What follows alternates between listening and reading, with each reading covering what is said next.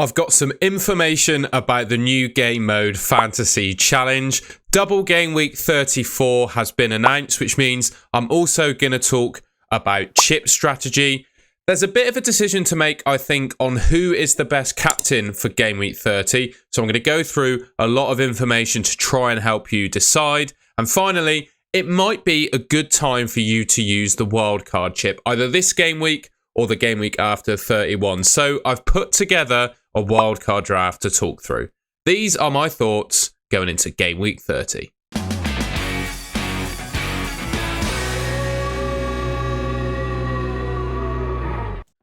Starting things off then, I'm going to talk about the new game mode fantasy challenge. Now, there's been some information put out on Reddit this morning, and I just thought I'd share it with you guys, basically, if you've not seen it already. It was supposedly released by FPL Family, although the video's been privatized now, so I'm not actually able to see it. But the key takeaways from that video supposedly were it's going to be a new game mode where you get to create a brand new 15-man team with a 100 million budget every week. So basically, as predicted, it's a weekly game mode where you effectively get a free hit every week. You can choose up to 5 players rather than the standard 3 from a single Premier League team. And there's an added twist where there's going to be a challenge each week. So one week you get unlimited budget. Another week your forwards get double points. You get Game Week 32 players from Liverpool, United, Derby or a particular fixture get double points, etc, etc.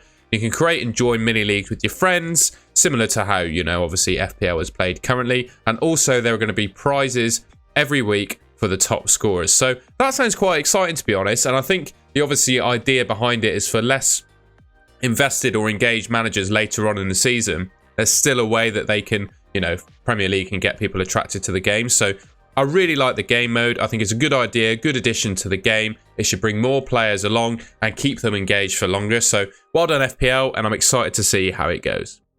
Right then, double game week 34 has been announced as well. 7 teams have a double game week in 34. We've got Arsenal playing Wolves and Chelsea. Bournemouth got Villa and Wolves. Crystal Palace with West Ham and Newcastle. Everton with Nottingham Forest and Liverpool. Liverpool with Fulham and Everton. Sheffield United with Burnley and Man United. And Wolves playing Arsenal and Bournemouth. So that is now official and locked in. And I thought not only that, but I would pull up the fixtures. This table is courtesy of Ben Crellin. Now we've got double game week and a blank in 34 for Tottenham confirmed. It also means that we have a better view of what fixtures are looking like in game week 37 as well. And Ben Crellin has kindly put that together in his fixture planner spreadsheet. So full credit to Ben for this one. What he's done is color-coded game weeks 35, 36 and 37 by their likelihood of being double game weeks for particular teams. And it's looking like game week 37 is also going to be a big double game week. So Chelsea, Tottenham, Man City, Brighton, Man United and Newcastle all looking likely to double in game week 37.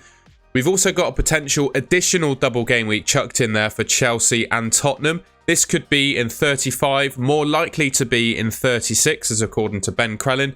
It could also, I've heard there's an outside chance of it potentially being a triple game week in 37. I mean, we'll wait and see on that one. We'll have to wait and see those fixtures confirmed, of course. But yeah, confirmed double in 34, and it's looking extremely likely that those teams coloured in game week 37 are going to double there as well. Now, next up, I thought I'd talk about how that new fixture layout and setup translates across to a chip strategy. Now, I don't think it's possible to say there's a it's absolutely impossible to say that there's a one-size-fits-all chip strategy at the moment, right? I can't tell you what the best chip strategy is because it all depends on the situation of your team, the team value you're holding, the chips you've used already, for example, and when you actually want to play the chips yourself, right? So what I thought I'd do is talk through all 4 of the chips that are in the game, and then you can decide based on what you've got remaining when best to use them. But I'm going to say when I think is the best time to use each of the chips, so you can come up with your own plan, basically.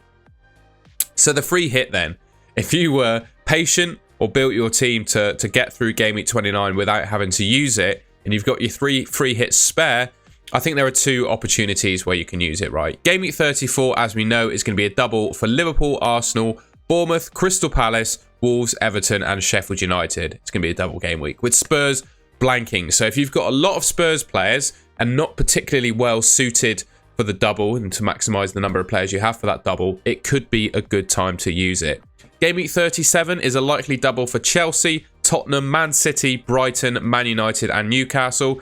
Could potentially, as I said, be a triple game week for Chelsea and Spurs, although I don't think that's massively likely. Again, it's a similar concept to Game Week 34, really. If come that time your team isn't well set up, or it's looking like your team's not going to be well set up, you can use the free hit to prepare yourself for that.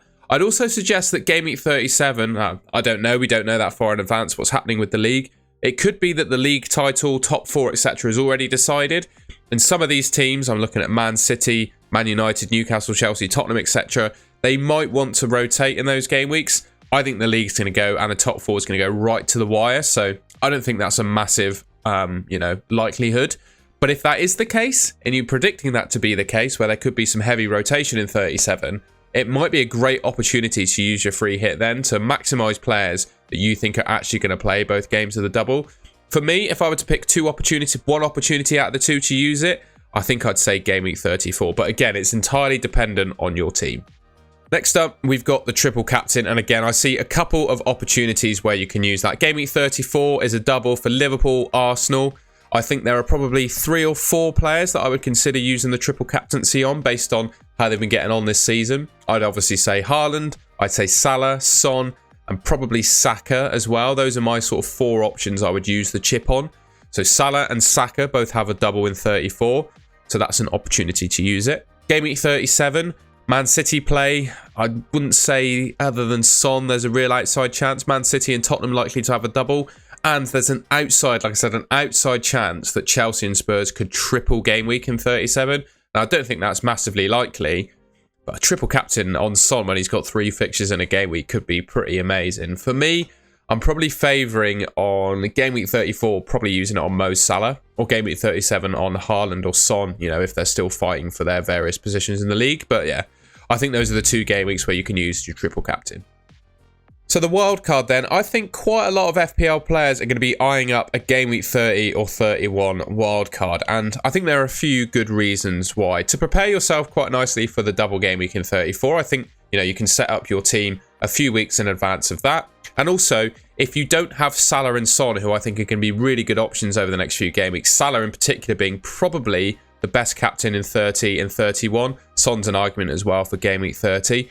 If you can't get either of those 2 into your team without taking massive hits, I think it's probably a good opportunity to use your wild card now. And also, if you're carrying a lot of, for example, Luton assets that you might want to sell at this point, you could also use your wild card to offload those. So if you're looking to buy Salah and Son, can't do so without a hit, and you're carrying a lot of Luton assets as well, wild carding in 30 and 31 isn't a bad idea in my opinion. And you can also, providing, you have to kind of ride your luck with injuries, I guess, but you can also set yourself quite nicely for Game Week 34 and the double. Other opportunities to use it, I think you could well use your wildcard in Game Week 33 and 36, the week before the double game weeks. I like the idea of building a wildcard team to set up a bench boost, so you can pick 15 players with a double game week in 34 or 37, and then bench boost that week so you get, 30 fixtures from your entire team. I really like that as an option, and yeah, that's why I'm saying you could use your wild card the game week before the doubles.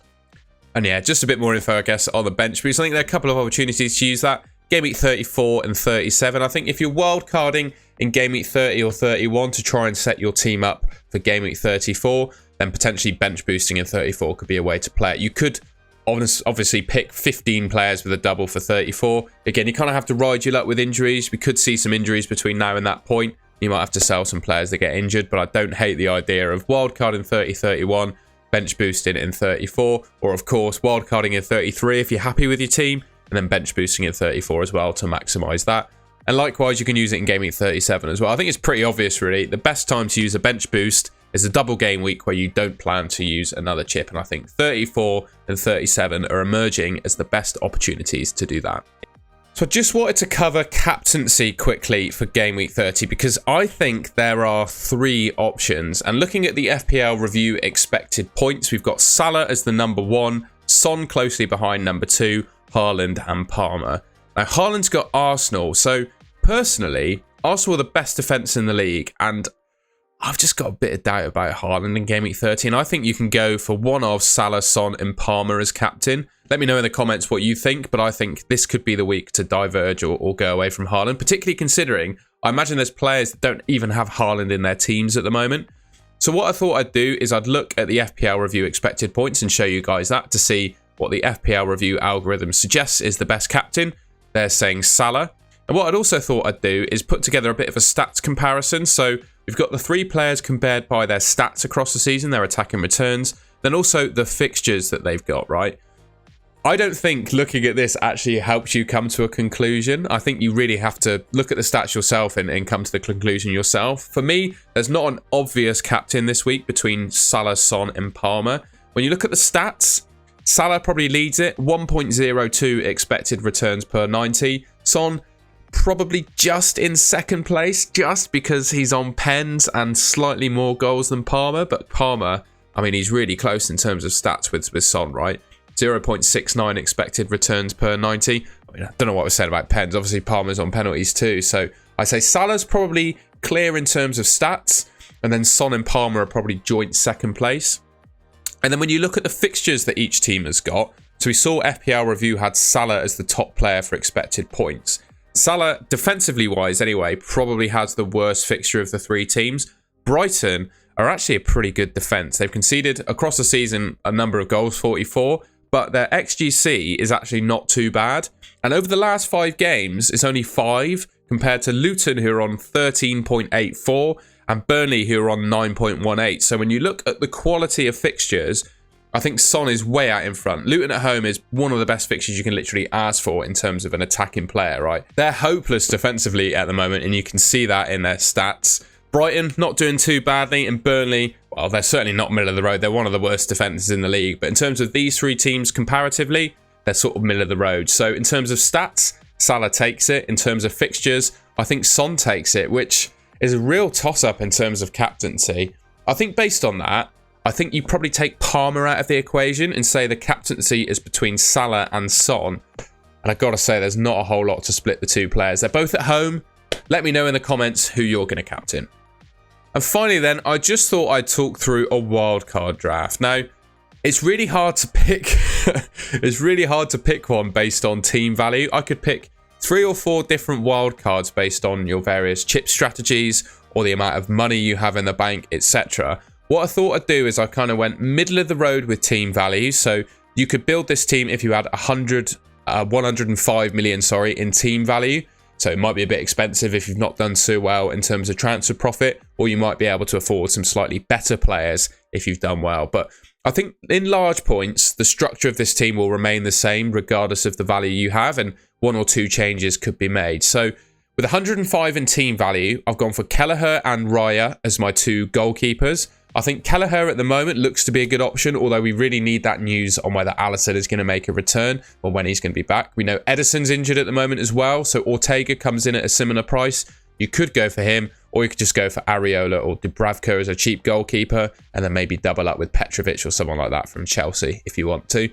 Defensively wise, I think it makes sense to go for a Tottenham, a Chelsea and an Arsenal defender. Chelsea have got some really quality fixtures. There's not really many clean sheets to go around, so I may as well pick the Tottenham defenders for their attacking upside. And then Gabriel, I still think, is the strongest Arsenal defender. Even though he plays Man City in Game Week 30, I wouldn't be worried about starting him just with the amount of goal threat he carries from set pieces. I think the midfield 4 kind of picks itself. Palmer, Salah, Son and Saka. I would say that come Game Week 34, Son could be a transfer out for another player with a double game week, so that might be something you want to do because obviously Tottenham have a blank. But then you'd want to bring him back because it's likely he doubles in both 36 and 37. Obviously Palmer, Salah and Saka I think pick themselves, both Salah and Saka having a double in 34. Haaland, Darwin Núñez and Solanke up front. I do think you can go without Haaland at the moment, but I think if you're on your wild card, you probably want to get him in your team. Darwin Núñez, I really like him with his double in 34. There are quite a few flags amongst this team, but I think all of these players are going to be back for Game Week 30. I think they're just being, the managers are being cautious with them because their teams have got a really important run in. So yeah, I wouldn't be too concerned about those yellow flags. We just got to keep an eye on the press conference. And then Darwin Núñez, like I said, I really like his attacking upside. Ollie Watkins has not made this draft. I think just with the price that he is at the moment and the fact he doesn't have a double game week and he's not on penalties, and I've just got a feeling his form has dropped a little bit. you may as well go for 2 strikers with a double in 34, and Darwin and Solanke fit that mould. If this team is a little bit too expensive for you, I wouldn't see any real harm in dropping Solanke to Semenyo. I think Semenyo has got equal attacking threat to what Solanke has and is basically 2.5 million less. So if you're really struggling for team value, that could be a move you make. You could also go for Muniz, the Fulham striker as well. He's a little bit more expensive than Semenyo, probably slightly better, but doesn't double in Game Week 34. So if you're a bit strapped for cash, Solanke to Muniz or Semenyo could be a way to play it. And then defensively, I think Richards, probably the pick of the 3.9 million dirt cheap defenders. And of course, he's got a double in 34. He plays Nottingham Forest and Bournemouth in his next two pretty decent fixtures. And if you needed to start him, I don't think it's the end of the world. Branthwaite, Everton are looking decent defensively. I say Branthwaite is one of their star players. I think he's going to play every game. And from set pieces, I don't think he's too bad from an attacking perspective.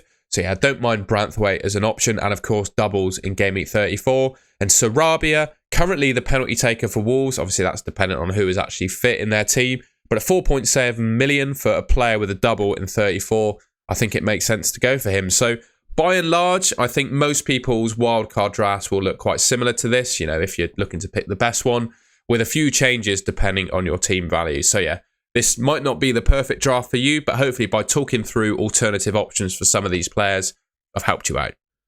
All right, and that's the end of the video. I hope you enjoyed that and found it useful. That was a summary, I think, of all the key topics and information points going into Game Week 30. So if you enjoyed the video and found it useful, I'd really appreciate it if you could leave me a like rating. You can subscribe to the Golden Goal channel just here on the screen if you want to see more videos from me, and I will catch you in my next video. Thank you very much for watching.